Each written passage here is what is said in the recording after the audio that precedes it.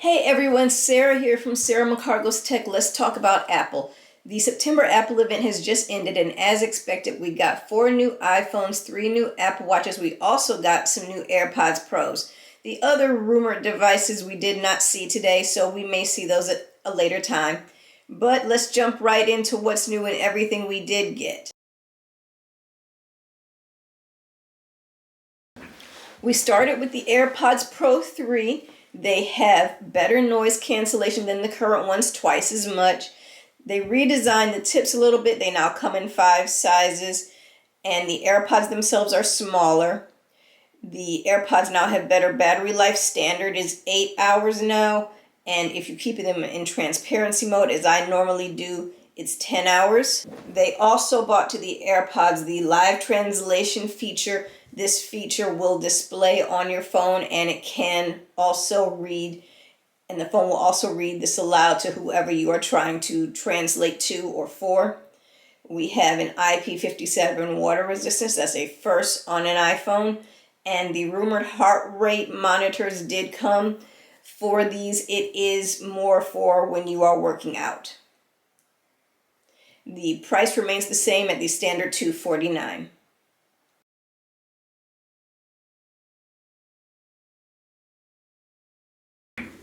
Next, they talked about Apple Watches, starting with the regular Apple Watch 11. It's 2 times as scratch resistant. We now have 5G connectivity instead of 4G. We have a couple new watch faces, Flow and Extiograph. That high blood pressure sensor that was rumored is coming. It'll start out active in 150 countries. I'm sure they'll expand that given time. We now have a new thing called a sleep score to help you judge how well you're sleeping. If you wear the watch when you sleep like I do, it will detect certain things and then calculate all of those several things together to give you that score. We have a couple new bands in the Nike and Hermes collection. Starting price of the watch is $399.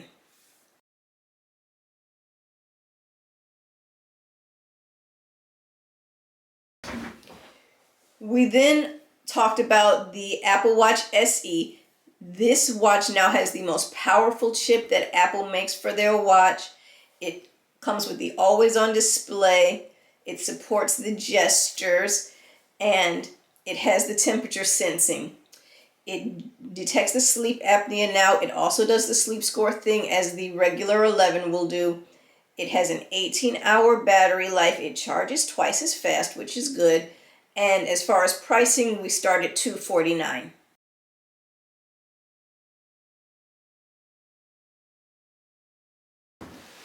Then we wrapped up the watch section, of course, by updating the Ultra. We got that rumored bigger watch face here with a wide-angled OLED display. You got a couple new watch faces here again, mainly WavePoint. Once again, we have 5G cellular connectivity. And of course you have the satellite connectivity. We have new bands here, and starting price is $799.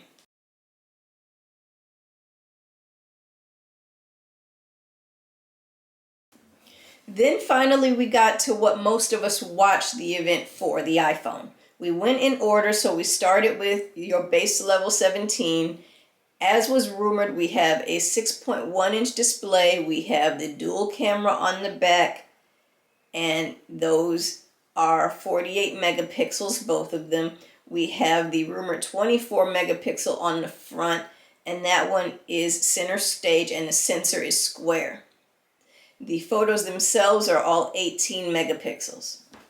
For the first time, we have a 120 Hz ProMotion display on a base level iPhone. We got the expected A19 chip, and we only have 512 or 256 in terms of storage. So if you're looking for that 1 terabyte iPhone, you have to bite the bullet and get at least the iPhone Air this year. We got 3000 nits of peak brightness, 3 times better scratch resistance, that rumored anti-reflective coating, visual intelligence, live translations, and faster charging, as well as other features. And the base level 17 does maintain its starting price of $799.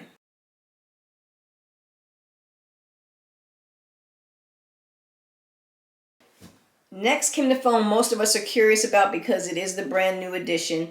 As we all knew, the Plus model was getting retired this year, and in its place we have a brand new 17 Air. This one has a 6.6 inch display with a 5.6 millimeter thinness. This is what had some of us worried about battery life, but according to Apple, they still managed to do an all-day battery life on this phone.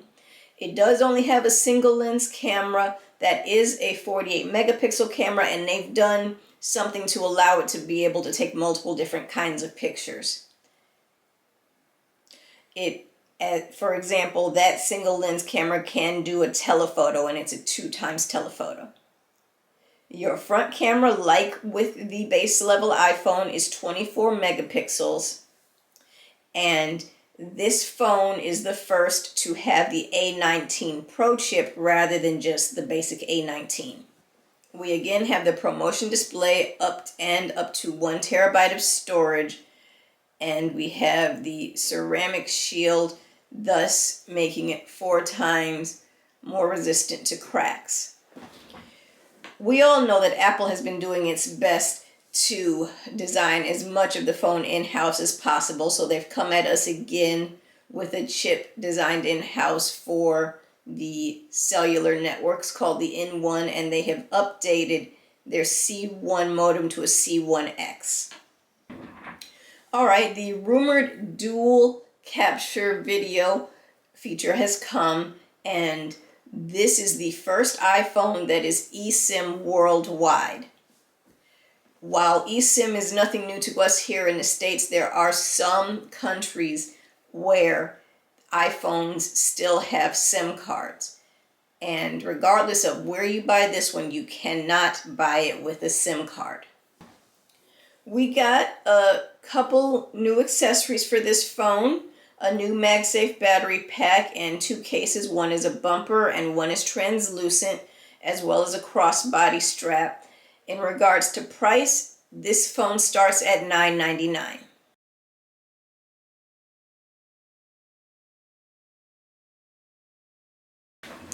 And finally, we get to the Pro model phones. Depending upon which Pro model you are talking about, they're either 6.3 or 6.9 inches. Both have the 3 lens camera, the A19 Pro chip, and both cameras are 24 megapixels on the front as well. Of course, you get up to 1 terabyte of storage and the anti-reflective covering, as well as the new vapor cooling system and the dual recording. One thing for everyone to remember, the prices given in this video are all for the base level model of the item.